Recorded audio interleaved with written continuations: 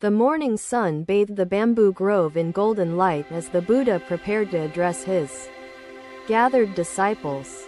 His voice, serene and measured, carried the weight of timeless wisdom as he began his teaching. In this world, he said, all living beings are interconnected like the threads of a vast, intricate web.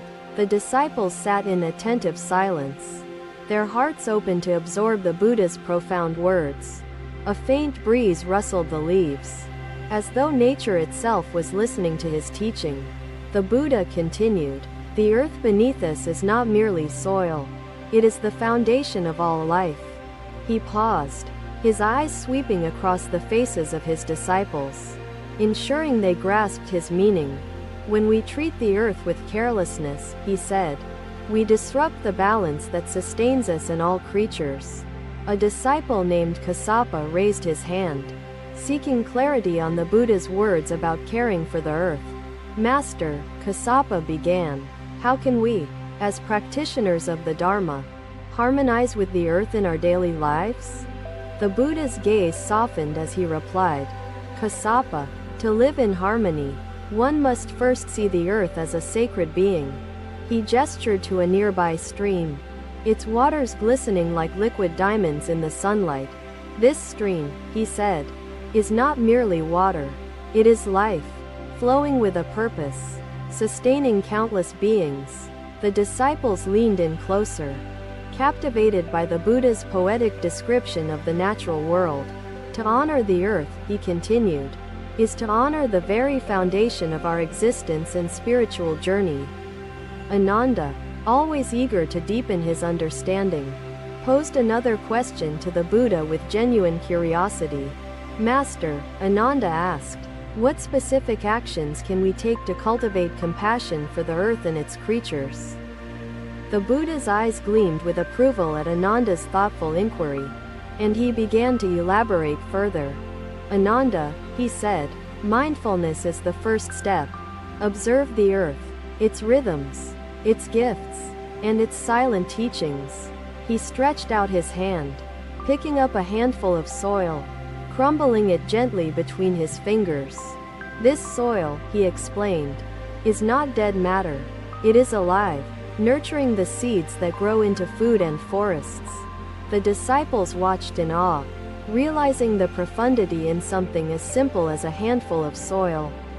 The Buddha rose to his feet, his robe flowing gracefully, and walked toward a towering tree nearby. This tree, he said, stands because of the support of the earth, the water, the air, and the sun. He touched the tree's bark, his fingers tracing the lines that told the story of decades of growth. Each of you, the Buddha continued, turning back to his disciples, is like this tree, supported by countless unseen forces. His words resonated deeply, evoking a sense of humility and interconnectedness among the disciples gathered there. When you take from the earth, the Buddha said, always ask yourself, what can I give back to sustain this balance? His question lingered in the air, urging the disciples to reflect on their relationship with the natural world. Sariputta, the wise and contemplative disciple, sought to understand how this teaching aligned with the greater Dharma. Master, Sariputta said, how does our care for the earth reflect our progress on the path to enlightenment?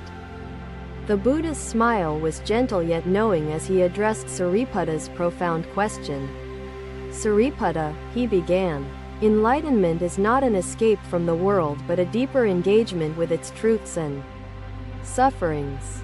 He walked to a lotus pond, its flowers blooming in radiant colors, a testament to nature's beauty and resilience. The lotus, the Buddha said, pointing to a blossom, grows in the mud yet rises pure and untouched.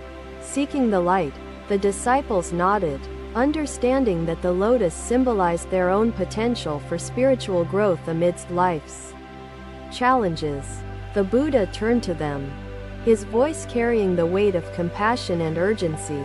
You must be like the lotus, he said, grounded in the earth yet reaching for the wisdom of the Dharma. The sun climbed higher in the sky, casting a warm glow over the bamboo grove as the teaching unfolded. When you protect the earth, the Buddha said, you protect the very conditions that make life and practice possible. His words painted a vivid picture of a world where humans lived in harmony with the natural world. The Dharma, he continued, is not separate from the earth.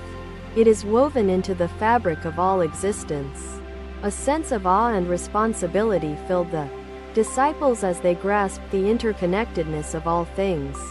Do not see the earth as a resource to exploit, the Buddha said, but as a mother who nurtures all life.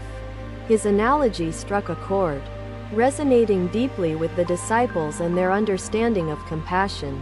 Even the smallest act of care, the Buddha said, like planting a seed, can ripple through the web of life. The disciples felt inspired, their hearts ignited with a newfound commitment to mindful living and environmental stewardship. Remember, the Buddha concluded, that the earth's well-being and your spiritual awakening are not separate journeys but one. As the sun set, casting long shadows across the grove, the disciples bowed deeply to their teacher. They left the gathering with hearts full of resolve, ready to embody the Buddha's teachings in every aspect of their lives. The bamboo grove stood silent once more, a witness to the profound wisdom shared under its canopy. Another day, another village, another lesson waiting to be learned. The Buddha and his disciples arrived at a desolate place. The land was dry, cracked, and lifeless, its former vibrancy a distant memory. The villagers, gaunt and desperate, gathered around the Buddha with eyes full of sorrow. Their leader, an elder with trembling hands, spoke. Blessed One, she said, our home is dying, our people suffering, our hope fading. Please guide us. The Buddha listened, his eyes steady, his presence a balm to the villagers' aching hearts. Tell me, the Buddha said, how did the land come to suffer so deeply? The elder hesitated, her face a mask of shame and regret. We took too much, she admitted. Felling trees, draining water, exhausting the soil. The Buddha's gaze did not waver, but his voice carried the weight of profound compassion. Greed blinds, he said, and ignorance chains us to suffering. Yet awareness can break these chains and renew the world. The villagers exchanged nervous glances, uncertain whether their mistakes could ever be undone. Let us sit, the Buddha said, gesturing to a shaded area, and together, we will seek a path forward. The disciples arranged themselves in a circle, their robes glowing like saffron in the sun's fading light. The Buddha began to speak, his tone gentle yet commanding. Once, there was a man who dug deeply into the earth, searching for treasure, he said. The villagers leaned closer, drawn into the story unfolding in the Buddha's words. This man, the Buddha continued, dug without thought, stripping the land bare, leaving behind only scars and emptiness. A child, too young to fully understand, whispered to her mother, her voice filled with innocent curiosity. Was the man punished? She asked, and the Buddha, overhearing, smiled softly. The man punished himself, the Buddha said, for he destroyed the very earth that sustained his life. The villagers nodded, understanding that the tale mirrored their own experiences and actions. But, the Buddha said, his voice lifting with hope, even barren land can bloom again if tended with care and love. A young man, his hands calloused from labor, asked, Master, how can we undo the harm we have done? The Buddha gestured to the cracked soil beneath his feet, drawing their attention to its dormant potential. Begin by planting seeds, he said, not just of trees, but of intention, compassion, and responsibility. He lifted a handful of soil, allowing it to fall through his fingers like an hourglass marking time. This soil, he explained, remembers life. It only waits for your care to awaken its vitality. The elder bowed her head, tears streaming down her weathered face. We will try, she said. her voice trembling with a mix of fear and determination. "Not try," the Buddha said firmly, "but do. Together. As a community. For the earth cannot heal without your united effort." The disciples, inspired by the Buddha's resolve, volunteered to guide the villagers in their first steps toward restoration. "Let us plant together," the Buddha said. "For every act of care, no matter how small, ripples through the web of life." The villagers and disciples began their labor, hands working in harmony with the earth's silent plea. The Buddha observed, his presence a silent reminder of the interconnectedness of all beings. "Sariputta," the Buddha said, addressing his wise disciple, "what does this labor teach us about the path to enlightenment?" Sariputta paused, considering the depth of the question before answering. "Master," he said, "it teaches us patience, humility, and the importance of nurturing all that sustains life." The Buddha nodded, his approval evident, as he watched a child carefully place a seed into the soil. "Every seed," the Buddha said, "carries within it the potential for renewal, just as every being carries the potential for awakening."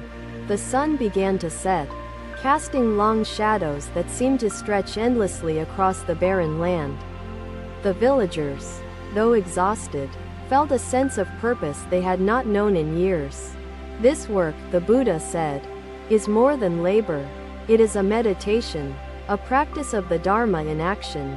His words resonated deeply, filling the villagers with hope and a renewed sense of responsibility. "Do not despair," the Buddha said, "for despair blinds us to the possibilities of renewal and the power of collective effort." The elder approached the Buddha, her hands clasped in gratitude, her voice steady for the first time. "You have given us hope," she said, "and reminded us of the strength we hold as a community." The Buddha placed a hand on her shoulder, his touch as gentle as a breeze. "Hope," he said, "is not given but cultivated, like the trees you now plant for the future." The villagers bowed deeply, their hearts brimming with gratitude and a sense of newfound purpose. The moon rose, its silver light bathing the land and the people working tirelessly upon it. "Even the moon," the Buddha said to his disciples, "reflects the light of the sun, reminding us of our interconnectedness." The disciples listened, their understanding of the Dharma deepening with each word their teacher spoke. "The forest," the Buddha said, "once provided shade and sustenance, and it will do so again if you nurture it with care." The villagers, inspired by the Buddha's confidence, resolved to dedicate themselves fully to the restoration of their land. The elder addressed the gathered crowd, her voice carrying the strength of their shared determination. "We will heal this land," she said, "and in doing so, we will heal ourselves and honor the teachings of the Blessed One." The Buddha watched silently, his heart full of compassion, as the villagers took their first united steps toward renewal. The barren land, though unchanged in appearance, began to feel alive with the energy of their collective intention. The disciples marveled at the transformation, not of the land but of the people who worked to restore it. "Master," Ananda said, "their suffering has become their strength, their despair a catalyst for action and change." The Buddha's smile was serene, his gaze resting on the villagers with infinite compassion and understanding. "Ananda," he said, "suffering is the soil in which wisdom and compassion grow. If nurtured with mindfulness and effort." The villagers continued their work late into the night, their spirits lifted by the Buddha's guidance and their shared purpose. "The Dharma," the Buddha said, "is not confined to temples and scriptures. It lives in every mindful act, every compassionate choice." His words lingered in the air, a sacred truth that resonated with all who heard it. The moon climbed higher, its light illuminating the seeds now nestled in the soil, waiting for their time to sprout. The villagers, though weary, felt a sense of peace and unity they had not known for years. The Buddha rose, his robe shimmering in the moonlight, and addressed the crowd one final time. "Remember," he said, The earth and you are not separate. Your care for it is care for your own soul." With those words, he turned and began to walk, his disciples following, leaving the villagers to their sacred work. The barren land, once a symbol of despair, now held the promise of life, renewal, and harmony. The seeds, both literal and metaphorical, had been planted, and the wheel of Dharma continued its eternal turn. Another day, another forest, another moment to witness the fruits of dedicated effort and collective purpose. The Buddha and his disciples returned to the village that had once been barren and lifeless. The air was now filled with the scent of blooming flowers, and the land thrived under a canopy of green. The villagers greeted the Buddha with joyful hearts, their faces glowing with gratitude and fulfillment. The elder stepped forward, her voice steady and filled with pride. "Blessed One," she said, "the forest has returned, and so has our harmony with the earth." The Buddha looked around, his serene gaze taking in the transformation that spoke of hope and renewal. "This forest," he said, "is a testament to the power of right intention, mindful action, and the unity of purpose." The disciples observed the scene, marveling at the lush greenery where once there was only cracked earth and despair. "Master," Ananda asked, "what can we learn from this transformation that extends beyond the soil and trees?" The Buddha gestured to the forest, its branches swaying gently in the breeze, as though bowing in reverence. "Ananda," he said, "this forest mirrors the mind. When neglected, it withers. When tended with care, it thrives in abundance." The villagers listened intently, their hearts resonating with the truth of the Buddha's words and the depth of his insight. "Each tree," the Buddha continued, "represents the seeds of compassion, wisdom, and effort that grow into the forest of our spiritual lives." The elder, overcome with emotion, asked, "How do we ensure this harmony endures for generations to come?" The Buddha smiled, his expression both kind and wise, as he replied, "By teaching your children," he said, "to honor the earth and to see themselves as its stewards and caretakers." He turned toward the children playing beneath the trees, their laughter a symbol of a brighter future. "The future," the Buddha said, "rests in the hands of these young ones, who will inherit the earth and its responsibilities." The disciples nodded, understanding that the Dharma was not just a path but a legacy to be nurtured and shared. The Buddha knelt by the pond, its waters reflecting the sky, a mirror of the world's balance and beauty. "This pond," he said, "is pure because it is in balance, fed by rain and protected by the care of this community." The villagers gathered around, their hearts swelling with pride and gratitude as they reflected on their shared journey. "Remember," the Buddha said, "the earth does not belong to us. We belong to the earth, as children to a mother." His words stirred a deep sense of humility and reverence among all who heard them, their lives forever touched. The elder bowed deeply, her voice filled with awe and commitment. "We will care for this land," she said, "and teach the Dharma through our actions, as you have taught us." The Buddha stood, his presence as steady as the trees around him, a living embodiment of his teachings. "You have learned," he said, "that harmony with the earth is harmony within, and that care for the earth is care for all beings."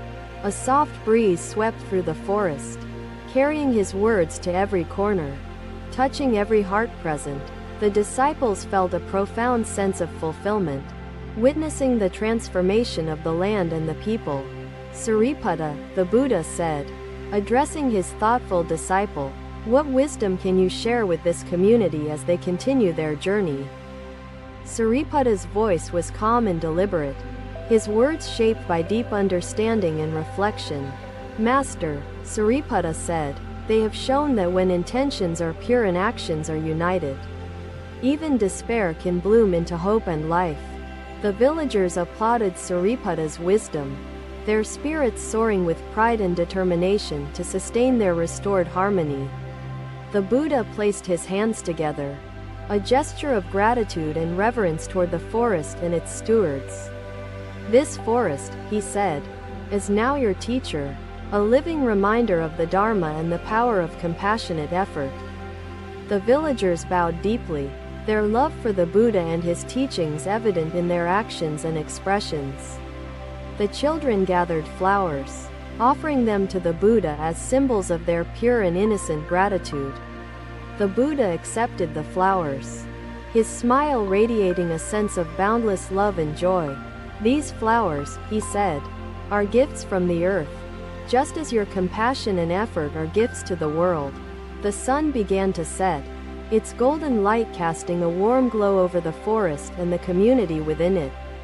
The Buddha addressed his disciples, his voice filled with the calm authority of one who embodies the truth. "The lesson here," he said, "is that even the smallest acts of care can ripple outward, transforming the world and ourselves." The disciples listened, their understanding deepened by the lived example of the villagers and their journey of renewal. The villagers sang songs of gratitude and joy, their voices blending with the rustling leaves and the songs of birds. The forest, alive with activity, seemed to join in their celebration, its vitality a testament to their collective effort. "Never forget," the Buddha said, "that the Dharma is not only in words but in deeds. In the way you live each day." The elder stepped forward once more, her eyes shining with the wisdom gained from their shared journey. "We will honor your teachings," she said, "by living them fully, by caring for the earth and for one another." The Buddha nodded, his heart full of compassion and pride for the community that had embraced the path of mindfulness. "As the forest flourishes," he said, "so too will your spirits, growing strong, resilient, and connected to the world around you." The villagers bowed deeply as the Buddha began to walk away, his disciples following, their robes fluttering like flames of wisdom. The forest stood tall, a living symbol of renewal, balance, and the enduring power of the Dharma. The children, their laughter echoing through the trees, played on, embodying the hope and promise of a harmonious future. The moon rose, its silver light illuminating the forest and the hearts of those who had made it their teacher. The Buddha, walking under the starlit sky, carried with him the quiet satisfaction of a lesson well taught and well received. The disciples, inspired and humbled, vowed to carry the story of this forest to others, spreading the wisdom of interconnectedness. The villagers, standing together, watched the Buddha disappear into the horizon, their hearts filled with a sense of sacred purpose. The forest, now vibrant and alive, whispered a silent prayer of gratitude, its leaves swaying gently in the night breeze. The seeds planted, both in soil and in hearts, continued to grow, nurtured by the teachings of the Buddha. The wheel of Dharma turned, carrying the lessons of the forest far and wide, touching lives and souls. The forest became a beacon of hope and a testament to the transformative power of unity, effort, and mindful living. The Buddha's teachings, like the forest, endured, guiding all who sought the path of harmony and enlightenment. Yet they are not barriers but stepping stones to greater understanding and growth. When you embrace impermanence, you find strength not in clinging but in flowing with life's changes and challenges. Thank you for watching. Buddha's teachings are always with you. Subscribe to our channel and we will see you in the next video.